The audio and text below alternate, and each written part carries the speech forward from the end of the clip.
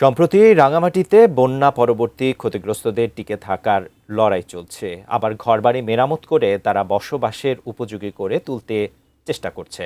কৃষি অবকাঠামোর প্রায় কয়েক কোটি টাকার ক্ষতি হয়েছে পার্বত্য জেলায়।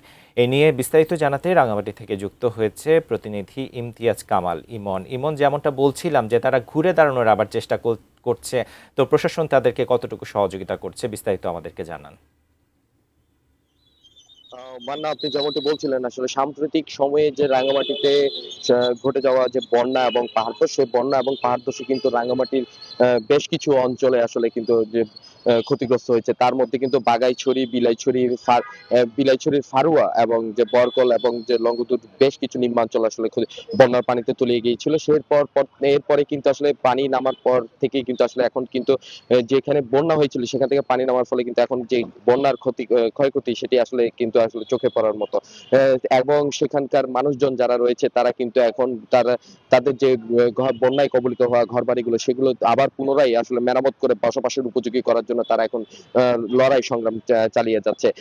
আর এই সকল মানুষের যারা আসলে ক্ষতিগ্রস্ত হয়েছিল তাদেরকে আসলে পুনর্বাসনের পাশাপাশি কিন্তু আসলে স্থানীয় প্রশাসনের পক্ষ থেকে কিন্তু তাদেরকে ঘুরে দাঁড়ানোর জন্য আসলে নানাভাবে আসলে প্রশাসনের পক্ষ থেকে আসলে তাদেরকে ত্রাণ সহায়তার পাশাপাশি নতুন করে ঘর মেরামত করার জন্য টিন এবং যে নগদ অর্থ সেটি আসলে প্রদান করার জন্য যে সরকার থেকে বলা হলেও কিন্তু এখনো পর্যন্ত যারা ঘর বাড়ি ক্ষতিগ্রস্ত হয়েছে তারা কিন্তু নিজ উদ্যোগেই তারা তাদের ঘর বাড়িগুলো প্রস্তুত করছে। এবং পার্বত্য মন্ত্রণালয়ের পক্ষ থেকে ইতিমধ্যে কিন্তু যে প্রতিমন্ত্রী রয়েছেন তিনি কিন্তু যে ক্ষতিগ্রস্ত বাগাইছড়ি উপজেলার যে বন্যা কবলিত যারা ছিলেন তাদেরকে একবার করে টিন প্রদান করেছেন।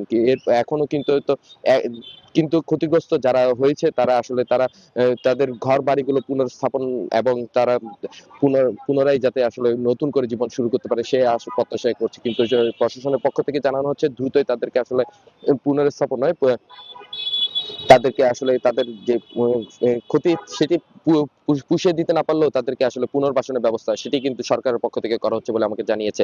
তো সব মিলে এই ছিল আমার কাছে রাঙামাটি থেকে। মান্না।